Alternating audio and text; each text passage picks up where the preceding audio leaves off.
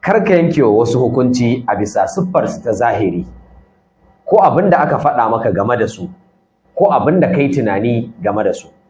Ba a yanke wa littafi hukunci bisa yanayin bangonsa. Kar ka yanke hukunci ga wata ƙabila ko dangi, wata ƙasa ko wata jiha, wani birni ko wani ƙauye a bisa ayyukan waɗansu 'yan cikinsu, saboda kaɗan baya wakiltar gaba ɗaya a haƙiƙanin gaskiya. Ko da yaushe ka riƙa nazarin mutum a yadda yake.